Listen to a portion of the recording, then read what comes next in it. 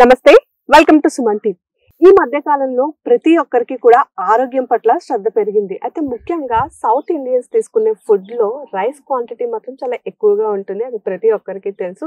అది మనకి ఇప్పుడు కాదు, పూర్వకాలం నుంచి కూడా మనకు వస్తున్న ఫుడ్ హ్యాబిట్స్ లో ఒకటి. అయితే ఉన్నట్టుండి రైస్ కంటెంట్ తగ్గించుకోండి అని డాక్టర్స్ చెప్తున్నారు. వైట్ రైస్ తినడం వల్ల అనేక రకాలైనటువంటి నష్టాలు ఉన్నాయి కాబట్టి మనం తీసుకునే ఆహారంలో రైస్ క్వాంటిటీ చాలా తక్కువగా ఉండాలి అని చెప్తున్నారు. గజం కేవలం 500 రూపాయలతో 1210 గజాల భూమి కేవలం 6 లక్షలు మాత్రమే.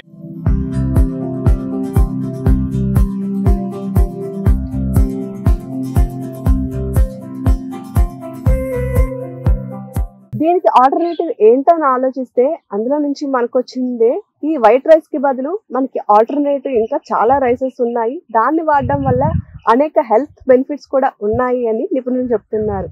అందులో ముఖ్యంగా మనం చూసుకుంటే ఈ మధ్య కాలంలో మనకు వినిపిస్తుంది black rice and red rice, అలాగే బ్రౌన్ రైసెస్, ఇవన్నీ కూడా మనకు వినిపిస్తున్నాయి. ప్రస్తుతం నేను శ్రీకాకుళం జిల్లా గార మండలం ఆరింగపేట అనేటటువంటి గ్రామంలో ఉన్నాను. ఇక్కడ చూసుకోవచ్చు, ఒక రైతు మాత్రం బ్లాక్ రైస్ అలాగే రెడ్ రైస్ రకరకాల రైస్లను పండిస్తానని చెప్తున్నారు వైట్ రైస్ కి ప్రత్యామ్నాయంగా. అయితే దీని వలన చాలా లాభాలు కూడా ఉన్నాయని చెప్తున్నారు. ఎటువంటి ఎరువులు కూడా వాడక్కర్లేదని చెప్తున్నారు. మరి ఆ రైతుతో మాట్లాడేద్దాం. దీని వల్ల ప్రాఫిట్స్ ఏంటి, అదే విధంగా ఈ పంటని ఎలా పండిస్తారు.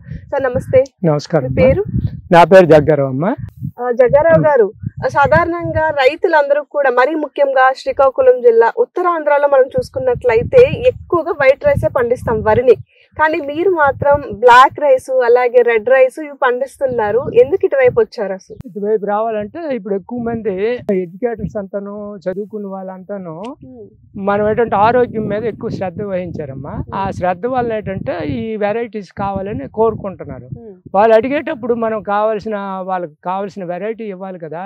దాని మీద మనం న్యాచురల్గా చేయాలి. నేను 2009 నుండి చేస్తున్నాను న్యాచురల్గా చేయడానికి కూడాను ఏమిటంటే మూలాధారం మనం ఎరువులు పురుగు మందులు లేకుండా పండించవచ్చు, గో ఆధారిత వ్యవసాయం చేయొచ్చు. గోవు తాలూకు వ్యర్థాలనే మనం పొలంకు వాడితే పురాతనం నుండి అదే వాడేవారు. కాకపోతే ఏంటంటే దాన్ని సహజంగా ఇప్పుడు మర్చిపోయారు, జనాలు మర్చిపోయి ఎరువులు ఎక్కువ అత్యధిక దిగుబడుల కోసం చూస్తూ ఎరువులు పురుగు మందులు ఇవన్నీ పెట్టేసి చేసుకుంటున్నారు. మేమేంటంటే నాకు మొదటి నుండి ఈ విషరహిత ఆహారం, మనం 10 మందికి ఆరోగ్యాన్ని ఇచ్చే ఆహారాన్ని మనం పండిద్దాం, దాన్ని మార్కెట్ చేయడం ఎలాగా అని మనం 2009 నుండి స్టడీ చేస్తూ ఆన్లైన్లో మన తాలూకా ప్రోడక్ట్ ఎలా పండిస్తున్నాము ఏమిటి దాన్ని మనం ఆన్లైన్లో ప్రొడ్యూస్ చేయడం వల్ల 10 మంది ఆకర్షితులై మాకు ఆ వెరైటీ కావాలి మీరు ఇవ్వండి అని అంటున్నారు. దాని మీద మనం ఏంటంటే దాని మీద కాన్సన్ట్రేట్ చేస్తూ ఈ కొన్ని రకాలు పెట్టానండి. రెడ్ రైస్ పండించే వాటిలో ప్రధానంగా ఏ రకాలు ఉన్నాయి? నేను పండించే రకాల్లో నవారా ఒకటండి, కులాకర్ ఒకటి, రెడ్ రైస్లే 3 రెడ్ రైస్లే.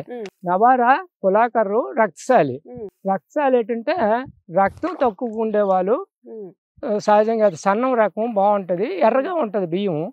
రక్తశాలి, తర్వాత కాలాబట్టి బ్లాక్ రైస్ నల్లగా ఉంటది అనమాట. అది క్యాన్సర్ అన్ని రకాల వ్యాధులకు కూడా బాగా పనిచేస్తుందండి. క్యాన్సర్స్కి అన్నిటికి ప్రతి మొండి వ్యాధులకు కూడా బాగా పనిచేస్తుందట. ఇప్పుడు నవారా అనే వెరైటీ ఎర్రగా ఉంటుంది బియ్యం. అది ప్రత్యేకంగా షుగర్ పేషెంట్లకి అది నిర్ణయించబడింది. అది ఆహారం తీసుకుంటే దానివల్ల ఏం ఇబ్బంది ఏమి ఉండదు.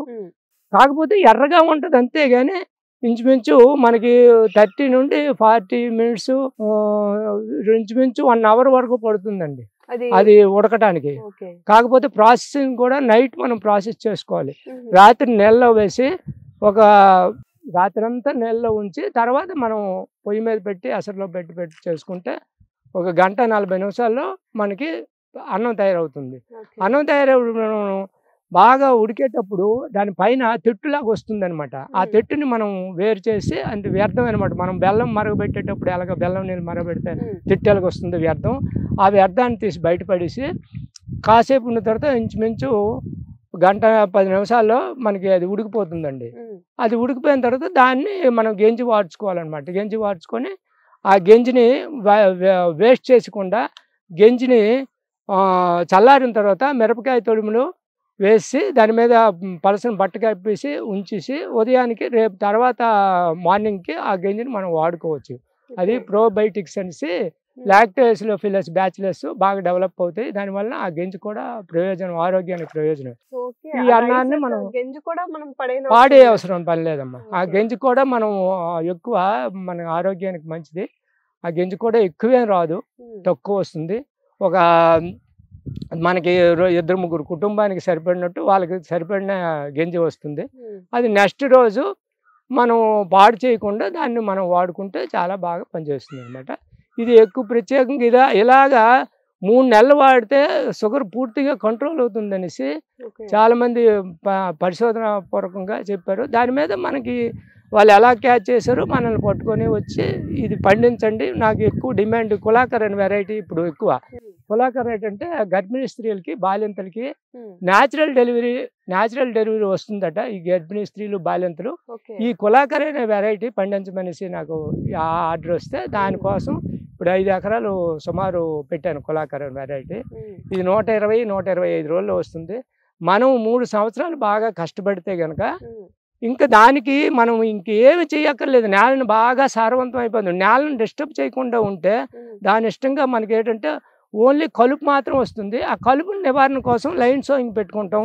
చూడండి, లైన్లో పెట్టుకున్నందువలన వేడర్ అని దీంతో ఆ వీడింగ్ చేసి ఆ లైను కలుపు లేకుండా చేసుకోవచ్చు. కలుపున మనం వీడితో కలిపినందువలన ఈ దుబ్బు సైజ్ కూడా పెరుగుతుంది, మనకి ఈల్డింగ్ కూడా దిగుబడి వస్తుంది. మనకి ఎకరం 14-15 బస్తాలు మనకి వస్తాయి. ఒక బస్తా ఇంచుమించు 6,000-7,000 రూపాయలకి వెళ్తుంది. ఒక బస్తా 80 కేజీల బస్తా 6,000-7,000 రూపాయలకి వెళ్తుంది. మనకి మార్కెట్లో 1,200, 1,300, 1,500 ఆ రేట్లో ఉంది వైట్ రైస్. ఈ రెడ్ రైస్, ఈ కులాకర్ అనే వెరైటీ మనకి ఒక 80 కేజీలు మనం మిల్లు పట్టిస్తే 50-55 కేజీలు బియ్యం వస్తుంది. ఆ బియ్యాన్ని మనం ఏంటంటే ఓన్లీ పొట్టు తీసి రావడమే కాబట్టి దాన్ని 150 రూపాయల కిలో మనం మార్కెట్ చేసుకోవచ్చు. అదే హోల్సేల్ అయితే మనం 100, 110, 120కి మనం అమ్మేయవచ్చు అనమాట. హోల్సేల్ కూడా కొనేవాళ్ళు ఉన్నారు. వాళ్ళు మన శాంపిల్స్ టెస్టింగ్ చేసుకొని మన నాణ్యంగా ఉందా లేదా అనేది టెస్టింగ్ చేసుకొని పట్టుకెళ్ళి వాళ్ళు కూడా ఉన్నారు. దాని మీద ఏంటంటే మనకు మార్కెట్ పరిస్థితి తెలిసింది కాబట్టి దీనివల్ల నేను లాభం పొందుతున్న. తర్వాత ఏమి వేయకుండా పండుతుంది కదా, విషం లేని ఆహారం ఇస్తున్నాం కదా, మనం మంచి ఆహారాన్ని జనాలకు అందిస్తున్నాం కదా. అలాంటప్పుడు మనం చేయడానికి మనం నష్టపోవడం లేదు, నష్టం లేదు. 10 మంది మనకు చెప్పుకుంటారు, ఎంతోమంది వస్తున్నారు, రైతులు వస్తున్నారు, చూస్తున్నారు, ఏమి ఎరువులు లేకుండా ఎంత నల్లగా ఎంత బాగుందనేసి చెప్తున్నారు. నాకెంత ఆనందం ఇది. ఈ ఆనందం ముందు మరి ఇంకేం లేదు. ఆనందంగా ఉదయం నుండి సాయంత్రం వరకు మనం ఫీల్డ్ లో గడుపుకొని. అంటే ఇవి తినడం వల్ల చాలా వరకు హెల్త్ బెనిఫిట్స్ ఉన్నాయని తెలుసు, కానీ పండించే విధానం అంటే ఏదైనా సరే మనం తినాలి అంటే రైతులు పండించి ఇవ్వాలి కదా. కానీ మార్కెట్ లో కానీ లేదా రైతులు కానీ ఇప్పటికీ కూడా ఎక్కువ శాతం వైట్ రైస్ ఒక్కటే పండించడం తెలుస్తుంది. 80% వైట్ రైస్ అడుగుతారమ్మా, 20% మాత్రం ఈ రెడ్ రైస్. సో ఈ రైస్ పండించాలి అనుకున్న రైతులకి మీరు ఏం చెప్తారు? ఇది పండించడం సులభమే కానీ మార్కెట్ చేసుకోగలగాలి. మెయిన్ మార్కెట్ చేసుకోగలిగితే వైట్ రైస్ కంటే ఈ రెడ్ రైస్, బ్లాక్ రైస్ బాగుంటాయి. మార్కెట్ చేసుకోగలగాలి. దిగుబడి ఎక్కువ వస్తుంది, ఎక్కువ కాదు. దాని మీద దిగుబడి తక్కువైనా సరే మార్కెట్ పరంగా రేట్ ఎక్కువ. మనం మార్కెట్ చేసుకోగలిగితే ఈ రెడ్ రైస్, బ్లాక్ రైసే అత్యధిక ఆదాయం, ధర ఎక్కువగా ఉండడం వల్ల. బ్లాక్ రైస్ అయితే మనం ఆన్లైన్ లో చూస్తే ఫ్లిప్కార్ట్ తర్వాత వేరే ఛానల్స్ కొడితే 300-350 రూపాయలు కేజీ అమ్ముతున్నారు వాళ్ళు. మరి రైతు దగ్గర 100-150 రూపాయలు కొనడానికి ఏముంది, ఈజీ కదా. అందుకోసం అనేసి మేము మాకు 100 రూపాయలు ఇచ్చినా సరే మాకు నష్టం రాదు, లాభమే వస్తుంది. మరి అలాంటప్పుడు ఒక బస్తా 15 బస్తాలు అయినా 15,000, 7,000, 6,000 అమ్ముకుంటాం కదా. దానివల్ల మాకు లాభం. అది పరిస్థితి. తర్వాత ఇది 125 రోజులు పంటది, 125 రోజులు పంటది, దీన్ని పండించాలి. మనం 20-25 రోజుల్లో నారుమడి తర్వాత మనం నాట్లు వేసుకోవాలి. నాట్లకి మాత్రం ఖర్చు అవుతుంది, ఎందుకంటే లైన్ సోయింగ్ పెట్టాలి కాబట్టి ఖర్చు ఎక్కువ అవుతుంది. ఆ లైన్ సోయింగ్ కానీ కాకపోతే మామూలు గుడిసామంటే లేబర్ ఎక్కువ, చాలా ఎక్కువ అయిపోతుంది. ముఖ్యంగా ఏ నెలలో ఎప్పుడైనా పండించుకోవచ్చు. సంవత్సరం మొత్తం మీద 2-3 పంటలు పండించుకోవచ్చు. మళ్ళీ రబీలో పండించు, ఇప్పుడు రబీలో వేసాను, మళ్ళీ ఖరీఫ్లో కూడా వేసేసుకోవచ్చు మేము. ఎందుకంటే రబీలో ఎర్ర రకాలు పండిస్తాను, ఖరీఫ్లో తెలుపు రకాలు పండిస్తాను. తెలుపు రకాల్లో కూడాను మంచి వెరైటీస్ ఉన్నాయి. సన్నం మైసూరు మల్లిక అనేసి చిన్నపిల్లలకు అనువైన ఆహారం మైసూరు మల్లిక. తర్వాత బహురూప్ అనే ఒక వెరైటీ ఉంది, అది మైసూరు మహారాజు బాగా తినేవారట. అది ఏంటంటే పెద్ద వయసు వాళ్ళకి, ముడుకుల నొప్పులు వాళ్ళకి వీళ్ళు ఎక్కువగా ప్రిఫర్ చేస్తారు బహురూపి. కొద్ది చిన్న గింజ, దుడ్డు గింజ ఉంటుంది. అదే నారాయణ కామిని అనుకోండి, సన్నగా ఉంటుంది, బాగుంటుంది. అది 150-160 రోజుల పంట, 150 రోజుల పైన పండిన పంట అది. ఇవి మనకు తక్కువ రోజుల్లో వచ్చేస్తుంది, ఎక్కువ డబ్బులు వస్తున్నాయి. మీరు బ్లాక్ రైస్, ఈ రెడ్ రైస్ పండించడం వలన సుమారు ఎంత సంపాదిస్తా, అంటే సంవత్సరానికి ఎంత మనకి లాభం ఏంటంటే, మనం 15 బస్తాలు మనం పండించుకున్న 1 లక్ష రూపాయల వరకు ఎకరం మీద వస్తుంది అనమాట ఈ రెడ్ రైస్. మనం ఏంటంటే మెయిన్ మార్కెట్ చేసుకోగలగాలి. నేను మార్కెట్ చేసుకోగలుగుతున్నాను కాబట్టి 2009 నుండి నేను ట్రై చేస్తున్నాను కాబట్టి, మార్కెట్ నాకు ఉంది కాబట్టి నేను హాయిగా దీన్ని ఎంజాయ్ చేస్తున్నాను. 10 మందికి ఆదర్శంగా ఉన్నాను. చాలా మంది వస్తున్నాను, రైతులకు కూడా చెప్తున్నాను, మీరు కొద్దిగా పెట్టుకోండి, మీ ఇంటి వరకైనా మీరు తీసుకోండి అని చెప్తున్నాను. చాలా మంది స్పందిస్తున్నారు కూడా. సో చిన్న ప్లేస్ లో కూడా మనం ఇళ్ళ దగ్గర దీన్ని పెంచుకోవచ్చు. ఇళ్ళ దగ్గర పెంచుకోవడానికి అవదమ్మా, అంటే నీరు సదుపాయం ఉండాలి. ఇళ్ళ దగ్గర కూడా పండించుకోవచ్చు, కాకపోతే అంటే నీటి సదుపాయం ఉండాలి, అనుకూలంగా. అది ఇంటి దగ్గరైనా పండించుకోవచ్చు, కాకపోతే చిన్న మొత్తంలో చేయడం అంటే కష్టం కదా. మార్కెట్ లో దొరుకుతాయి. మార్కెట్లో అంటే మా లాంటి వాళ్ళు ఇస్తారమ్మా, మరి ఎవరి దగ్గర పండించిన రైతులే మళ్ళీ మేము ఇంకో రైతుకి ఇస్తాం.